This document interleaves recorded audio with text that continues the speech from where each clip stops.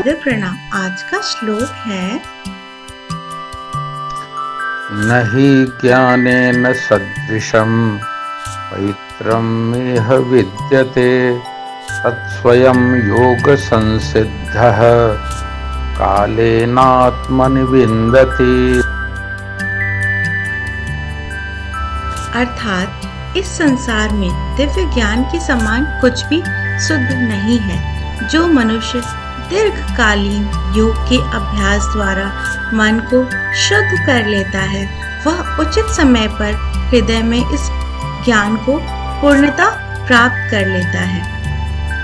यह श्लोक भगवत गीता के चौथे अध्याय का 38वां श्लोक है, जिसमें भगवान श्री कृष्ण अर्जुन से कहते हैं, इस संसार में दिव्य ज्ञान के समान पवित्र करने वाला कुछ भी नहीं है। वह कहते हैं, जो व्यक्ति योग के अनुशासित अभ्यास से मन की पवित्रता प्राप्त करता है, उसे अंततः हृदय में दिव्य ज्ञान प्राप्त होगा। भगवान श्री कृष्ण इस श्लोक में योग के अभ्यास के माध्यम से ज्ञान प्राप्त करने के महत्व को दर्शाते हैं। ज्ञान में मन को शुद्ध करने, मनुष्य को ऊपर उठाने, मुक्त करने और भगवान के साथ एकीकृत की शक्ति होती है।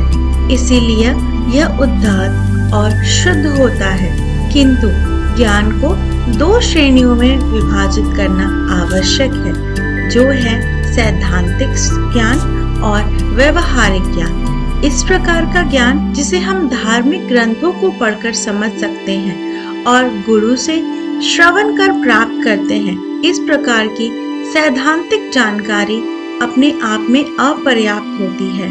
यह उसी प्रकार से है जैसे किसी ने व्यंजन बनाने की पुस्तक को स्मरण कर लिया हो, किंतु स्वयं कभी रसोई में प्रवेश ही न किया हो। इस प्रकार सैद्धांतिक ज्ञान से भूखे की क्षुधा को शांत नहीं किया जा सकता है। इस प्रकार समान रूप से जब कोई मनुष्य आत्मा, भगवान, माया, कर्म, ज्ञान और भक्ति से संबंधित विषयों पर गुरु से सैद्धांतिक ज्ञान अर्जित करता है, तब केवल इस ज्ञान से किसी को भगवत की प्राप्ति नहीं होती है।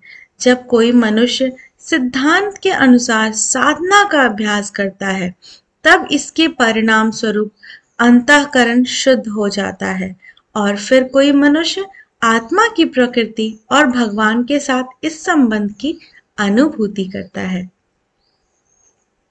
It means there is nothing as pure as divine knowledge in this world. The man who purifies his mind by practicing yoga for a long time attains the perfection of this knowledge in his heart at the right time. Thank you for watching. Please share and subscribe for more videos.